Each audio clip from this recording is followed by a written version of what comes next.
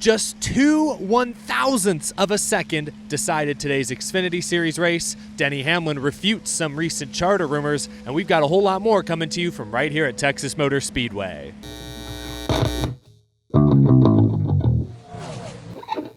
How's it going, y'all? My name is Eric. Welcome to Out of the Groove on location, coming to you from a warm, windy, but beautiful Fort Worth, Texas. We've already seen one fantastic finish this weekend. Sam Mayer, Ryan Sieg bouncing off each other, coming to the checkers. 1 inch, literally, was the difference on track. Wow. Ryan Sieg, a veteran racer, family-owned team. They've been in this business for a decade plus. Sieg still looking for his first win as a driver. As happy as he was to run well today, you could tell after the race that this finish is going to stick with him for a long, long time. I was doing all I could do. I should have ran him on the wall harder, I guess, but you know what I mean. I was trying to win the race, and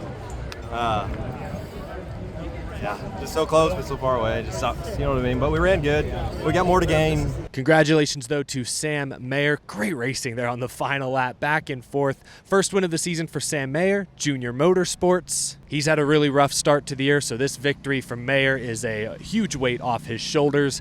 But let's talk about the Cup Series race tomorrow. Kyle Larson today won the pole, his third straight Cup Series pole award. A hot start to the weekend for Kyle Larson, a not-so-hot start for seven-time champion Jimmie Johnson. That's right, Jimmie Johnson is back, and he slid up into the wall just a few laps into practice. Hey, I'm just saying, maybe later this year we give old Matt Kenseth a try in the 84 car. Okay, I'm sorry. Hey, Jimmy, you can't post a clip like that. You can't tease me like this. It was an even colder start today, however, for another NASCAR champion, Kyle Busch. From the high last night of winning the Truck Series race to the lows of this morning, crashing out, forced to go to a backup car just a few laps into practice. Track conditions at Texas have been very sketchy, to say the least, ever since the repave and reconfiguration 7 years ago, so I asked Kyle Busch if he's noticed any changes year to year with the track surface, and this was his response. I don't know who does the tire testing or if they make comments to Goodyear and Goodyear doesn't listen, but like last night we were on hockey pucks. I mean, it was just super treacherous, and then obviously again today for me, apparently it's super treacherous. So the track isn't really aging where it deteriorates like Atlanta did, and it gets to where it's slippery that way. It's just it's lighter in color and it has less grip than a repave, but it's when you lose the grip, it's gone. You crash. I'm looking forward to the race tomorrow, 3:30 p.m. Eastern on FS1. Kyle Larson, Tyler Reddick, the two fastest at the last mile and a half Las Vegas Motor Speedway, were the two fastest in 10-lap averages during practice. So look for the 5 and the 45 once again to run up front tomorrow. Let me know in the comments below what other drivers, what other teams you may be looking at.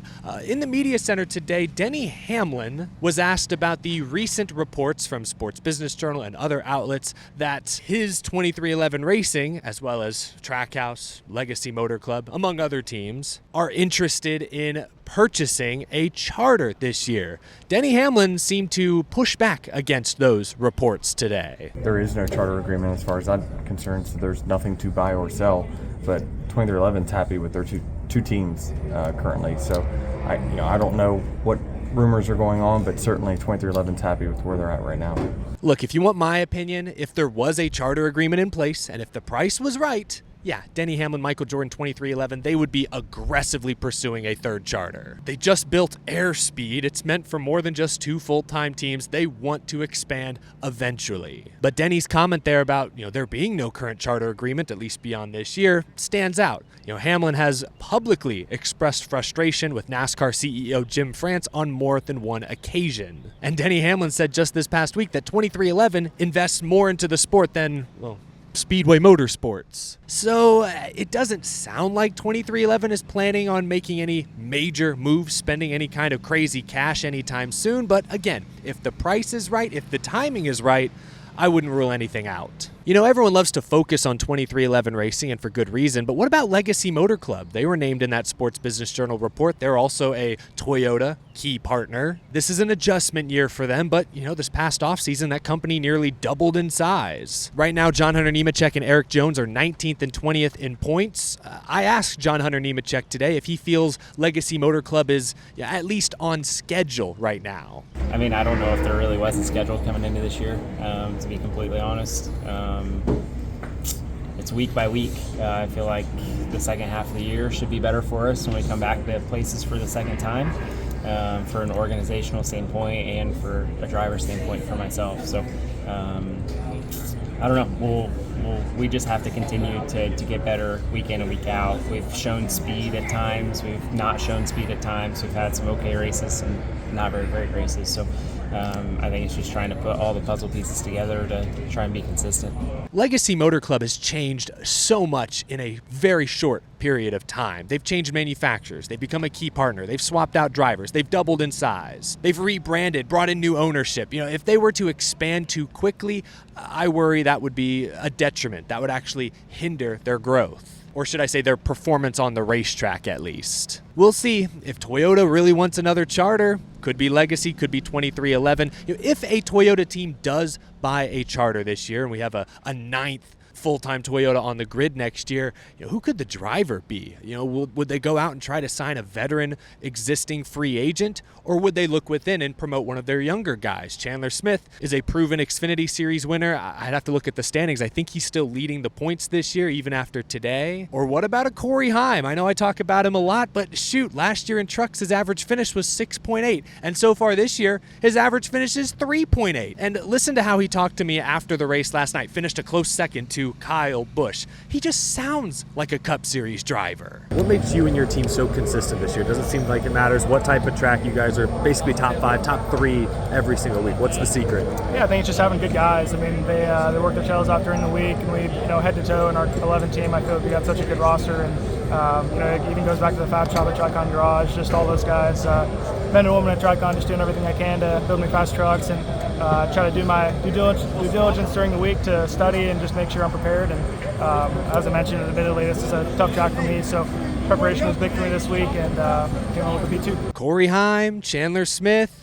If Toyota does expand next year, I think they've got some good young drivers waiting in the wings. Of course, for Toyota to buy a charter, another team has to sell a charter. There's been a lot of rumors and reports recently about Stewart-Haas Racing, their relationship with Ford. Many believe they could sell up to 2 charters this year. For what it's worth, Ryan Sieg, Stewart-Haas Racing driver, was asked in the media center about these rumors, and he gave a pretty blunt response. Priest said, quote, "I don't really follow news. I get hired to drive race cars. That's all I have." No further comment. It's going to be an interesting story to follow all year long. You hear rumors every day. The NASCAR garage is like a petri dish with new rumors growing and spreading like bacteria. That's a very weird, somewhat graphic analogy. At this point in the weekend, though, it's time to turn our focus to the racetrack. Tomorrow, 3:30 p.m. Eastern on FS1, the NASCAR Cup Series goes green at Texas Motor Speedway. The second true mile and a half of the season could be an interesting measuring stick.